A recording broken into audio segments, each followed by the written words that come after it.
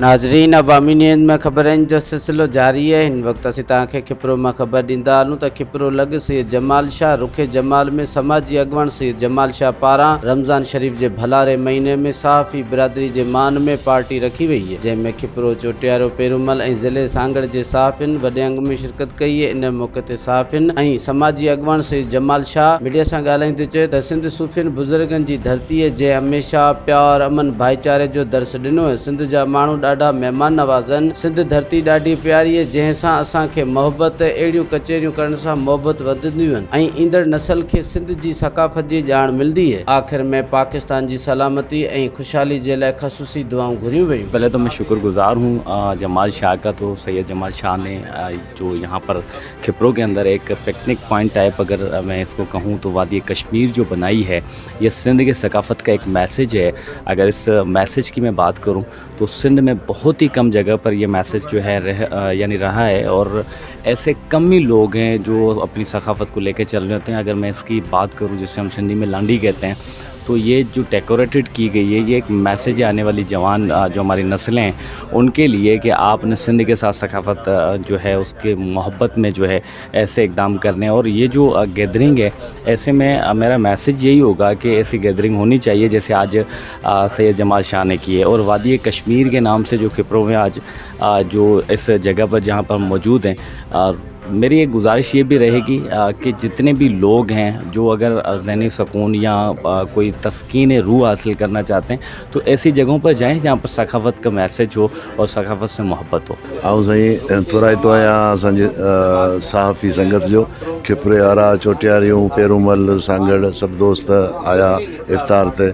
मूंखे ॾाढी ख़ुशी थी, पंहिंजो क़ीमती वक़्तु कढी आया ऐं रुखे जमाल ते। ऐं को सियासी माण्हू कोन आहियां, ऐं सादो बोलो सही सूं सिधो माण्हू आहियां ऐं इंसान दोस्त आहियां, ऐं उन करे मूं वटि को हली अचे थो त मूंखे ॾाढी ख़ुशी थिए थी। अॼु हिते रुखे जमाल में असांजे क़ाबिल एतिराम दोस्त सैयद जमाल शाह जे तरफ़ां सहाफ़ी बिरादरीअ जे मान में जेका हीअ इफ़्तार पार्टी मुनक़िद कई वई आहे, इहा तमामु ख़ुशि आइंद आहे। इन ई सां असां सहाफ़ियुनि जी हिमत अफ़ज़ाई थी आहे। असांखे इहो महसूसु थी रहियो आहे त साईं ऐं इलाइक़े वासी असां सां मोहब्बत रखनि था। उन असांखे दावत ॾिनी, असां आयासीं हिते दोस्तनि सां गॾु, हिक ॿिए सां काफ़ी सिखियासीं। कचहरी तमामु बहितरीनु थी ऐं साईं जमाल शाह खां बि काफ़ी कुझु ॿुधोसीं ऐं सिखियासीं। जमाल हाउस ते जेको इफ़्तार पार्टी थी आहे, हिकु शानदार इफ़्तार पार्टी थी आहे। साईं जमाल शाह हिकिड़ो सियासी समाज जे हवाले सां नओं नालो न आहे ऐं इन जूं ख़िदमतूं रहियूं आहिनि ऐं ख़ासि करे महिमान नवाज़ी में साईं जो हिकिड़ो वॾो नालो आहे। ऐं हिते उताक हिन माहौल खे ॾिसंदे त सिंध जी सकाफ़त यादि ईंदी। गुलनि ऐं ॿूटनि सां ऐं कुदरती माहौल सां हिकिड़ो प्यारु कंदड़ माण्हू जी हिकिड़ी फितरत सां प्यारु कंदड़ माण्हू जो हिकिड़ो रंग नज़र अचे थो, हुसन नज़र अचे थो। ऐं उन जे करे हीअ जेका महफ़िल हिते थियनि थियूं बहितरीनु थियनि थियूं ऐं असां ख़राज तहसीन पेश था करियूं साईं अॼु सहाफ़ियुनि खे कलम धणियुनि खे जे मान खे इहो एज़ाज़ बख़्शियो आहे ऐं उन्हनि जे मान में इफ़्तार पार्टी ॾिनी आहे ऐं दिलि ख़ुशि थी वई आहे।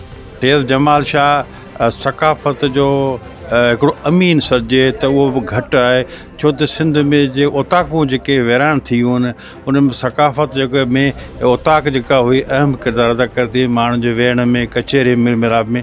हाणे उहो दौरु ख़तमु थी वियो आहे। कंप्यूटर मोबाइल जे दौर में, इंटरनेट जे दौर में इहे शयूं सभु ख़तमु थी वियूं आहिनि। हिन अहिड़े दौर में बि सैयद जमाल शाह पंहिंजे ओताक खे महिमान नवाज़ी खे सलाम था पेश कयूं, जंहिं पूरे ज़िले सांगड़ जे सहाफ़ियुनि खे घुरायो वञे मान में हिकिड़ी इफ़्तार पार्टी रखी। उनखां सवाइ साईं वक़्तनि वक़्तनि ते हिते जे समाजी कमनि में या ओताक हुजे या ओताक आबाद हुजे, वसंदी हुजे, साईं पंहिंजो अमीन आहे हिकिड़े क़िस्म सकाफ़त जो। अॼु हींअर रमज़ान शरीफ़ जो भलारो महीनो हले पियो ऐं असां वटि अक्सर ज़हन ठहियल आहे त सियासी माण्हुनि खे, वॾनि माण्हुनि खे जेके इफ़्तार पार्टी ॾिनियूं वेंदियूं आहिनि, पर असांजे हिते समाजी अॻवान सैयद जमाल शाह पारां रुखे जमाल ते असां कलमकारनि खे उन इफ़्तार पार्टी ॾिनी आहे, जंहिंमें खिपरो, पेरूमल, सांगड़, चोटियारी ऐं ॿियनि नंढनि वॾनि शहरनि जा जेके सहाफ़ी शरीक थिया आहिनि। ऐं हिते जेको असां इलाही सुठी जेको असां इन हवाले सां मुख़्तलिफ़ बहस जेके आहिनि ज़ेरे बहस आया। उन खां पोइ हिते जेको असां सिंध जी ख़ुशहाली ऐं लाइ ॿ दुआऊं घुरियूं वियूं आहिनि। हिकिड़ी सुठी रवायत आहे त हीअ बाबरकत महीनो हले पियो ऐं हिन में जेके से इफ़्तारूं थींदियूं आहिनि, इफ़्तार पार्टियुनि में जेके आहिनि से माण्हू शरीक थींदा आहिनि इहो हिकिड़ो सुठी रवायत आहे साईं पारां जेको असां ई कलमकारनि खे हिकिड़ी इफ़्तार पार्टी ॾिनी वई आहे। असां हिनखे सुठो सवणो सम्झूं था ऐं हिकिड़ो सुठो मैसेज आहे ॿियनि माण्हुनि खे त भई जेके साफ़ी दोस्त आहिनि जेके बिना पघार जे राति ॾींहुं जेके आहिनि से ख़बरनि खां माण्हुनि खे जेके बाख़बर रखे वेठा आहिनि। रमज़ान शरीफ़ जे महीने में कुझु असांजा अहिड़ा साफ़ी आहिनि जेके रोज़ा बि रखनि था। को वाक़ियो थिए थो गर्मी में सॼो ॾींहुं को अहिड़ो इशू हुजे थो उहो सॼो रिपोर्टिंग कंदा रहनि था ऐं आउं सम्झां थो हिकिड़ी सुठी रवायत आहे ऐं साईं जस लहिन न लाइ सघियो पर ॻाईंदो ज़रूरु वफ़ा ग़रीब सही पर बेज़मीन आहे। असीं तमामु घणा असीं ख़ुशि आहियूं साईं रुख जमाल में असां सभिनी खे हिते घुरायो।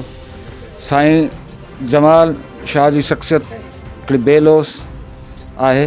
बग़ैर सियासी मतभेद जे साईं हर दम असां लाइ दावतूं कंदो रहंदो आहे। साईं जी इहा ई ॻाल्हि ॿियनि खां मुनफ़रिद आहे। साईं हिते जेको माहौल ठाहियो आहे हिकिड़ो ऐं चवंदुसि हिकिड़ो सिंध जो हिकिड़ी ग्राफी करे पियो त साईं जेको आहे ऐं असीं साईं खे इहो जस था ॾियूं त साईं अहिड़ा प्रोग्राम कराईंदो। वॾी महिरबानी। मज़ीद खबरों और तफसीलात के लिए विज़िट करें हमारी वेबसाइट www.awamiNewsHD.com।